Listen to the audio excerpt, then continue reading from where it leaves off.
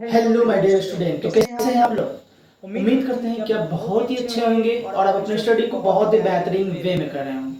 और दोस्तों, अगर आप अपने स्टडी को बहुत ही बेहतरीन वे में कर रहे होंगे तो ये चैनल S4 स्टडी आपको काफ़ी हेल्पफुल हो रहा होगा। जैसा कि बच्चों, मैं आप लोगों से वादा किया था कि मैं बिहार डीएलएड 2025 में जो होने वाले एंट्रेंस एग्जाम है, उस एग्जाम की बहुत बेहतरीन वे से आपको तैयारी कराने वाले हैं। जैसे कि मैंने आप लोगों से वादा भी किया था कि सबसे पहले हम जो है आप लोगों को जो 2022 हो या 2023 हो या 2024 है, इन सारे एग्जाम में जो क्वेश्चन पूछे गए हैं पहले उन क्वेश्चन को मैं डील करूंगा। फिर जो है वो टॉपिक वाइज सारी चीज पढ़ाएंगे और फिर प्रैक्टिस क्वेश्चन कराएंगे, है ना। तो अगर बच्चों, अगर आप पहली बार अगर हमारे चैनल पे आए हो तो आप इससे पहले वाला एक दो जो सिलेबस के रिगार्डिंग मैंने आपको एनालिसिस करके दिया है उसको जाके आप देख सकते हो, है ना बच्चों। तो चलिए स्टार्ट करते हैं आज का ये सेशन जो कि 2024 में पूछा गया क्वेश्चन है। और बच्चों, जो पूछा गया है ये पढ़ने की हमें आवश्यकता क्यों है। तो ये पढ़ने की हमें आवश्यकता है इसलिए है कि अगर आप इसको पढ़ेंगे तो आपको पता चल जाएगा, है ना, कि ये एग्जाम में किस लेवल का क्वेश्चन पूछता है, ये एग्जाम जो कंडक्ट हो रहा है वह कैसा क्वेश्चन पूछ रहा है। तो इन सारे चीजों को जो है हम जो है क्या कर पाएंगे, अच्छे से पता कर पाएंगे, समझ पाएंगे, बूझ पाएंगे, है ना।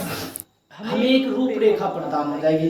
तो दोस्तों चलिए आज का सेशन हम स्टार्ट करते हैं इसी क्रम में, है ना। और जैसा कि पता है कि हम आपको सबसे पहले गणित पढ़ाने वाले हैं, तो आज जो ये गणित का पहला लेक्चर लेके आए हैं, है ना दोस्तों। तो चलिए स्टार्ट करते हैं आज का ये सेशन। अगर आप पहली बार आए हो हमारे चैनल पे तो वीडियो को लाइक करें, है ना, और चैनल को सब्सक्राइब करें। और अगर आपको इसमें किसी तरह का कमी दिख रहा हो तो कृपया कर आप कमेंट कर सकते हैं और आप हमसे पूछ सकते हैं। चलिए, जैसे कि आप देख पा रहे होंगे दोस्तों, तो आप दिख पा रहा होगा सबसे पहला क्वेश्चन। मैं थोड़ा साइड हो जाता हूँ। What is the decimal expansion of 6/15, है ना, 6/15 का दशमलव प्रसार कैसा होता है। पहला दिया है टर्मिनेटिंग, दूसरा दिया है नॉन टर्मिनेटिंग और तीसरा दिया है नॉन टर्मिनेटिंग नो रिपीट, है ना। शांत, अशांत और अशांत आवृत्ति। सबसे पहले थोड़ा सा हम इसके बारे में आपको बताएंगे कि ये शांत क्या होता है और अशांत क्या होता है। देखो दोस्तों, शांत का मतलब क्या होता है ना, जैसे हम लोग आम बोलचाल के भाषा में भी शांत शब्द का इस्तेमाल करते हैं। शांत का मतलब क्या, जैसे अगर हम इस तरह से चुपचाप खड़े हैं, ये क्या कहलाया, शांत कहलाया, है ना। मतलब हम जो है वो रेस्ट में, हम जो है उथल कूद नहीं कर रहे हैं, है ना। और वो अशांत में लगा रहे हैं, मतलब अशांति, जहाँ पे हल्ला हो रहा हो, मतलब कुछ ना कुछ एक्टिविटी हो रहा है ना। तो हम इसको समझते हैं, अगर यहाँ पे 6/15 है ना, एक भिन्न दिया हुआ है या आप एक परिमेय संख्या ऐसे कर सकते हो। अगर इसका पूछ रहा हो आपसे कि कैसे चेक करो कि शांत बटा अशांत है, तो सबसे पहला जो आप 10वां में भी पढ़ के आइएगा कि नीचे वाला से ऊपर वाला को डिवाइड कर दीजिए, है ना। अगर वो कट जा रहा है दशमलव के बाद भी तो वो शांत होगा, अगर नहीं कटता है तो क्या कहलाएगा, अशांत कहलाएगा। और उसमें अशांत में भी अगर एक बार क्या होता है, रिपीटिंग होता है तो उसे अशांत आवृत्ति कहते हैं। और नॉन रिपीटिंग एक होता है जो कि रिपीट नहीं होता है। लेकिन बच्चों, हम यहाँ पे वो चीज इस्तेमाल नहीं करेंगे, क्योंकि आप अगर ऐसा करते हैं तो आपका बहुत ज्यादा समय बर्बाद हो जाएगा और परीक्षा में उतना समय नहीं दिया होता है कि आप बर्बाद कर पाओ। तो कैसे बनाएंगे दोस्तों, चलिए हम आपको सिखाते हैं कि इसको कैसे बनाएंगे। इसको बनाने के लिए बच्चों सबसे पहले आपको क्या करना पड़ेगा कि एक सूत्र जैसा है, कुछ ट्रिक याद रखना पड़ेगा, है ना। हर में, किसमें, हर में जो भी संख्या देखना है आपको, बस उस संख्या में आपको क्या करना है, बड़ा ही मेहरबानी से 2 का पावर m, है ना, किसका, 2 का पावर m और गुने 5 का पावर n के रूप में क्या करना है, बना देना है। क्या सीखे बच्चों कि अगर 2 और 5 के अलावा अगर कोई संख्या आ रहा है तो फिर क्या होगा, वो शांत नहीं होगा। लेकिन यहाँ पे भी आपको थोड़ा सा सावधानी बरतना है। सावधानी क्या बरतना है कि आपको देखना है जो संख्या दिया गया है क्या वो डिविजिबल मतलब कुछ ऐसे डिजिट है जो कट रहे हों। याद रखिएगा, अगर कट रहे होंगे बच्चों तो सबसे पहले आपका काम होगा कि उसे काट दें। अगर आप ऐसा नहीं करेंगे तो आपका क्वेश्चन हो जाएगा गलत, आपका ट्रिक हो जाएगा गलत। जैसे कि इस क्वेश्चन में देखोगे आप ढक से यहाँ पे क्या दिखेगा, सर 6/15 दिखा, 15 में क्या आया सर 3 आया, फिर क्या आया 5 आया। जैसे 3 9 का तुम क्या करोगे सर, तो बताए थे कि आसान होगा, धक से मार क्या हो गया ऑप्शन सेकंड। और जैसे धक से ऑप्शन सेकंड मार क्या हो गया, वैसे एग्जामिनर धक से आपका मार्क्स काट लेगा। तो इस बात को भी ध्यान रखना है कि अगर कोई टर्मिनोलॉजी है जो कट रहा हो तो उसको क्या कीजिएगा, काट दीजिएगा। ठीक है बच्चों, चलिए काटा काटी का काम हो जाना चाहिए पहले। जैसे 6/15 तो 2 3 6 2 5 15। अब देखो ये अगर प्योर रेशनल नंबर कहलाएगा, है ना, ये प्योर, इसका सिंपलेस्ट फॉर्म कहते हैं ना, ठीक है, सरलीकरण रूप। अब देखो बच्चों ये 2/5 हुआ। अब सर फिर से मैटर फंस रहा है क्या, नहीं बच्चों नहीं फंस रहा है। 2 और 5 के अलावा कोई तीसरा टर्म यहाँ पे नहीं है। अब आपको नहीं दिख रहा होगा कि सर 2 कहाँ है, तो उसके लिए आपको तीसरी आंख से देखना पड़ेगा। कैसे तीसरी आंख से देखोगे बच्चों, तो 5, और आपने बचपन में कभी पढ़ा होगा कि किसी भी संख्या का अगर पावर 0 हो, पावर क्या हो 0 हो तो वैल्यू 1 होता है। तो अगर हम 5वां में अगर 1 से गुना कर दे तो 5 एकम 5 होता है। सेम इसी प्रकार हम इस 5 को क्या ऐसा नहीं लिख सकते हैं कि सर 2 का पावर 0, क्योंकि हमने आपको अभी सिखाया किसी संख्या का जो पावर 0 होगा उसका वैल्यू जो है बेटा 1 होगा। तो इस तरह से आप इसका आंसर क्या बताएंगे, शांत बताएंगे। और शांति से अगर इसका आंसर शांत लगा के आ जाएंगे तो फिर शांति से आपको मार्क्स भी मिल जाएगा। चलिए इस तरह से ऑप्शन फर्स्ट हो गया। चलिए ये एक बहुत ही क्रूशियल क्वेश्चन है जो कि बहुत एग्जाम में पूछा जाता है, एग्जामिनर को भी बड़ा पसंद आता है ये क्वेश्चन, और बच्चे भी जो है इस क्वेश्चन में कई बार जो है वो गलतियां कर देते हैं। तो यहाँ पे बेसिकली कहा टाइप ऑफ नंबर इज π/2।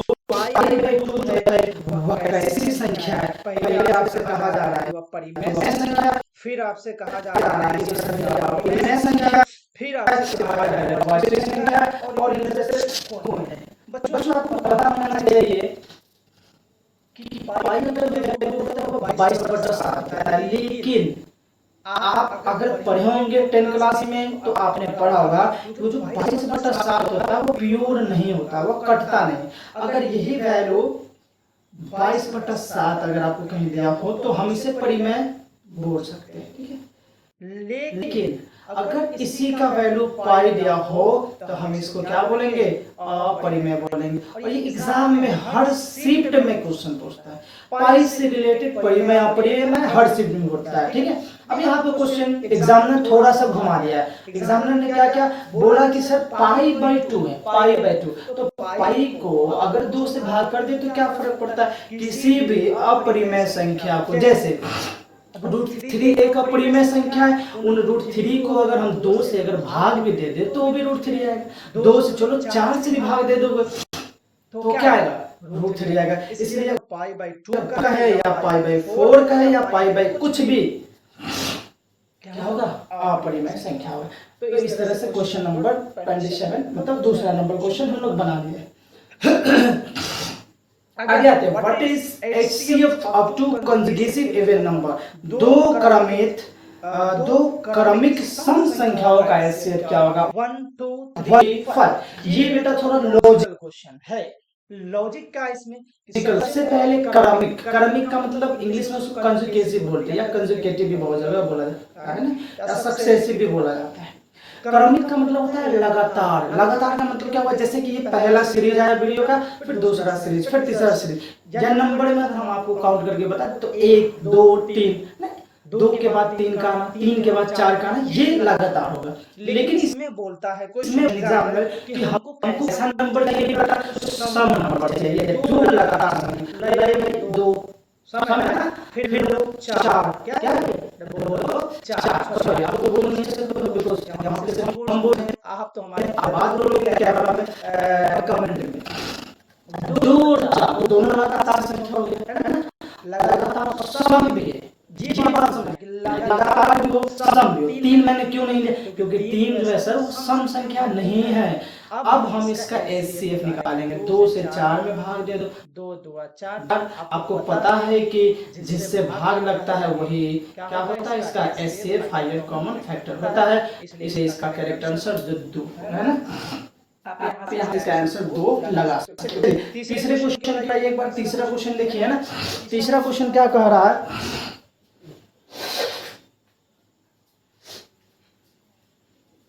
तीसरा क्वेश्चन क्या कर रहा है, इफ अल्फा एंड बीटा जो beta zero of the polynomial x square plus x plus 1 then the value of 1 by alpha plus 1 by beta will be, यदि alpha और beta बहुपद fx बराबर x स्क्वायर जोड़ x जोड़ 1 के शून्यक हो तो 1 बटा अल्फा प्लस 1 बटा बीटा का वैल्यू क्या होगा। ये क्वेश्चन थोड़ा सा हमसे डबल रिपीट हो गया। ये इतना बड़ा क्वेश्चन है, टेंशन मत लो यार, इतना बड़ा क्वेश्चन आपसे एग्जामिनर नहीं पूछता है ना, घबराने की आवश्यकता बिल्कुल नहीं। आपको बड़ा इजी क्वेश्चन होता है। और जब हम आपको टॉपिक पढ़ाएंगे तो इस टॉपिक में और भी इजी कंसेप्ट पढ़ाएंगे जिससे कि आपका और भी आसान हो जाएगा ना। इसमें जो मेजर टॉपिक है जिससे 3-4 क्वेश्चन हमेशा पूछते हैं, जैसे कि नंबर सिस्टम से 3-4 क्वेश्चन आपको पूछेंगे है ना, पॉलिनोमियल से एक आध क्वेश्चन पूछ देंगे, स्टैटिस्टिक्स मैथमेटिक्स पता नहीं इसको क्या बोलता है मैथमेटिक्स वर्ग में है ना, कि हर बार पूछते हैं। चलिए हमसे वैल्यू पूछा जा रहा है, पहले तो फंक्शन में बेटा fx बराबर x square plus x plus 1 है ना। अब हमने पढ़ा है कोई भी बहुपद अगर इस तरह से दिया हो उस बहुपद के मूलों का योग मतलब alpha plus beta minus b by a होता है और मूलों का जो गुणनफल होता है product of roots c by a होता है। अब कहो सर इसमें ए बी सी तो नहीं होता है, अबे यार ये कब होता है, ये होता है जब polynomial ax square plus bx plus c होता है तब होता है। तो आप इसका अगर कंपेयर कीजिएगा ax square plus bx plus c से तो आपको सीधा सीधा दिख रहा होगा कि b जो है b जो x का गुणांक है इसलिए 1 होगा और ये माइनस गिवन माइनस और a का वैल्यू 1 तो क्या होगा माइनस 1 होगा। सिमिलरली c का वैल्यू 1 है और यहाँ पे भी 1 है तो 1 बाई 1 आया। लेकिन क्या सर यहाँ से हमारा आंसर बन गया, नहीं, क्योंकि हमसे क्वेश्चन थोड़ा सा जो है वो घुमाया है, क्योंकि एग्जामिनर जो है वो बहुत ही चालाक प्राणी है, इतना आसानी से तो नहीं सबको दे देगा, क्योंकि बहुत बड़े चीज का आप तैयारी कर रहे हो। कहाँ आप 1.5 लाख इन्वेस्टमेंट करके पढ़ोगे, कहाँ 20-25 हजार में आपका काम तमाम हो जाएगा। इतना आसानी से तो आपको नहीं करने देगा कुछ भी, है ना बच्चों। तो चलिए हमसे पूछा 1 by alpha plus 1 by beta का वैल्यू साहब क्या होगा, तो हम डायरेक्ट इसका वैल्यू नहीं बता सकते हैं, लेकिन आप इनडायरेक्ट तो बता सकते हैं। इसका एलसीएम लीजिएगा तो अल्फा इंटू बीटा होगा और ऊपर में अल्फा प्लस बीटा या बीटा प्लस अल्फा बोलो। तो देखिए अल्फा जो बीटा का वैल्यू -1 आया और अल्फा इंटू बीटा का वैल्यू 1 आया। क्या आपने पढ़ा है -1 को 1 से डिवाइड करोगे तो क्या आएगा, 1 ही तो आएगा ना, 1 ही तो आएगा सर, 1 ही आएगा, सॉरी -1 आएगा तो क्या हो जाएगा -3। तो that is your correct answer is -3 है ना। चलिए अगला क्वेश्चन देखेंगे हम लोग।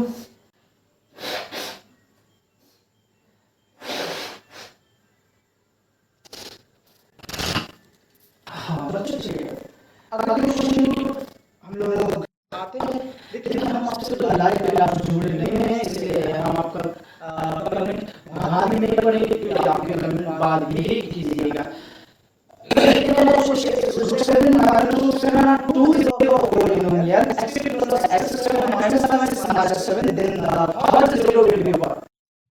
यदि बहुपद x cube plus x square -7x -7 के 2 शून्यक √7 और -√7 है तो इसका तीसरा शून्य क्या होगा।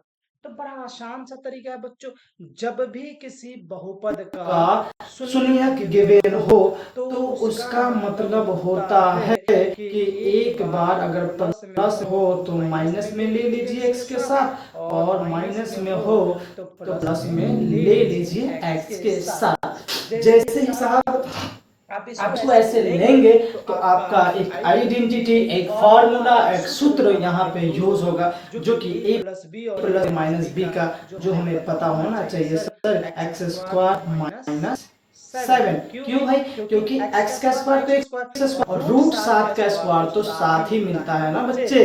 तो क्या है x स्क्वायर माइनस। अब ये जो पोलिनोमियल आया, इस बंधु से हम तीसरे वाले बंधुत्व को डिवाइड करेंगे, और भाग तो आपने 10 क्लास में पढ़ के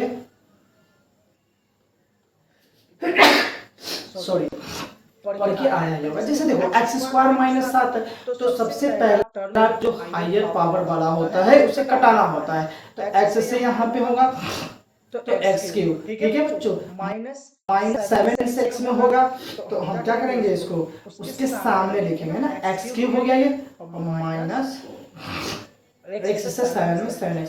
अब इसका साइन बदला जाता है, ये माइनस हो जाएगा, ये प्लस, ये भी बेचारा गया और ये भी बेचारा गया।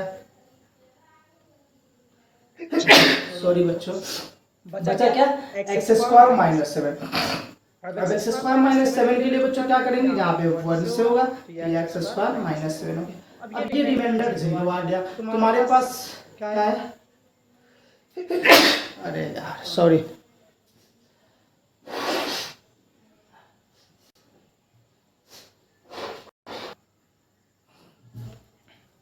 चलिए बच्चों, थोड़ा सा पता नहीं अचानक से वो सर्दी स्टार्ट हो गया है, माफ कीजिएगा आप लोग। अभी जो x प्लस 1 बराबर 0 आया ना, इसको हम क्या करेंगे, x बराबर माइनस 1 करेंगे, तो यहाँ से जाके हमारा x का वैल्यू फाइंड हो जाएगा, और जो x का वैल्यू फाइंड होगा, अरे यार अजीब बात है यार, क्या बताऊं, जिन समीकरण युग्म का कोई हल नहीं होता उसे डैश डैश कहा जाता है, अविरोधी कहा जाता है, विरोधी कहा जाता है, या आश्रित कहा जाता है, या आश्रित कहा जाता है। तो चलिए, जिन समीकरण युग्म का कोई हल नहीं होता है बच्चों, उन समीकरण युग्म के बारे में आप क्लास 10 पढ़ के आए होइएगा, बताइएगा डायरेक्ट। आप लोग अगर जान रहे होंगे हमसे पहले तो कमेंट सेक्शन में, ठीक है, जान रहे होंगे तो ठीक है, नहीं जान रहे होंगे तो हम बता देते हैं। जिस समीकरण युग्म का कोई हल नहीं होता है उस समीकरण युग्म को इनकंसिस्टेंट, दैट मींस विरोधी कहा जाता है। क्या कहा जाता है बच्चों, विरोधी कहा जाता है, ठीक है ना, याद रखिएगा इस बातों को, ठीक है। चलिए आगे बढ़िए।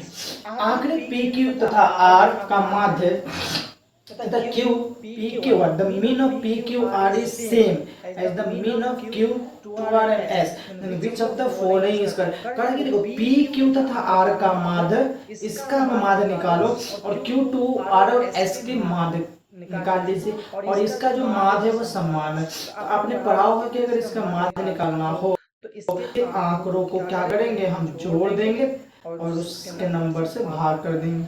सेम आप इधर चलाइए, q plus 2r plus s by 3, ये 3 से 3 कैंसल आउट हो जाएगा, फिर हमारे पास बचेगा p plus q plus r बराबर q plus 2r plus s। तो अगेन q क्या हो गया, कैंसल आउट हो गया।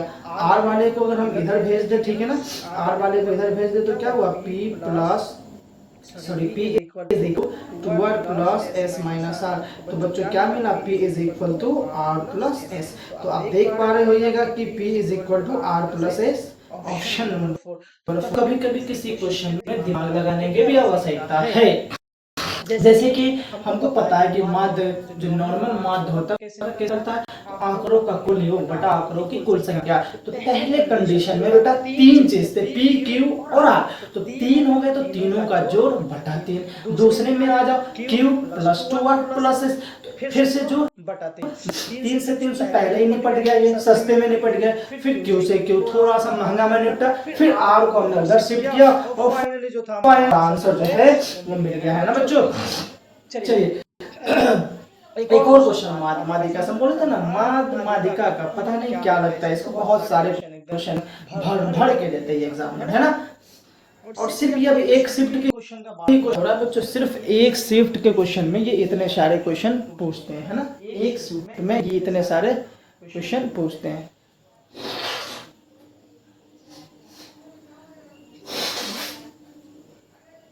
पता नहीं अचानक से आप आज ही इस सर्दी को भी आना था, क्या ही बता सकता हूँ मैं आपको। चलिए क्या था क्वेश्चन? क्वेश्चन क्या था? हाँ, आंकड़े 10, 15, 19, 30, 45, 69 और x का माध्य 100। तो इन आंकड़ों का माध्य का क्या होगा? तो माध्य बराबर क्या हो जाएगा? आंकड़ों का कुल योग, मतलब 10 प्लस 15 प्लस 19 प्लस 30, ठीक है, प्लस 43 प्लस 69 और प्लस x, ठीक है, और बटा कुल संख्या। तो संख्या कितना हो गया देखो, 1, 2, 3, 4, 5, 6, 7। तो 7 से डिवाइड करेंगे और ये भी सारा x के बराबर है। तो इसको थोड़ा सा आपको कैलकुलेशन करना पड़ेगा और कभी कभी कैलकुलेशन भी करना चाहिए, आपका दिमाग का बत्ती जलते रहेगा, है ना। देखिए बच्चों, ये है 9, 9 3 12, 9 3 12, 12 12 जीरो जीरो हो गए, कोई इंक्रीज, 12 9 21, 21 और 5 21 5 26। तो 26 के 6 हो जाएगा, हाथ में 2 2 और 6 4 10 2 12 3 15 1 16 16 1 17 और 1 18, 186 प्लस बटा 7 बराबर x। अब देखो इसको थोड़ा सा हमें हल करना पड़ेगा। क्या ये बच्चों? 186 बटा 186 बटा कितना आ गया? 186 प्लस x बटा 7 बराबर x। कैंची अब गुना करोगे यहाँ पे तो हो गया 186 प्लस x बराबर 7x, है ना। अब इस x को उधर शिफ्ट करोगे तो 186 बराबर क्या हो जाएगा?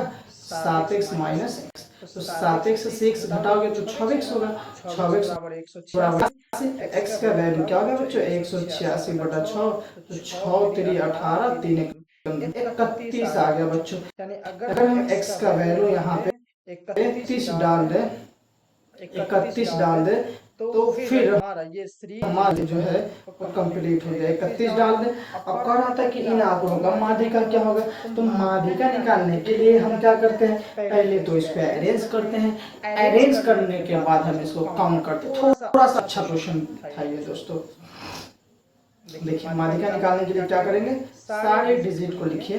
क्या था? 10 15 19, ठीक है बच्चों, 10 15 19 और क्या था? 19 30 43 69 30 43 69 और ये आई थिंक 31 आया था।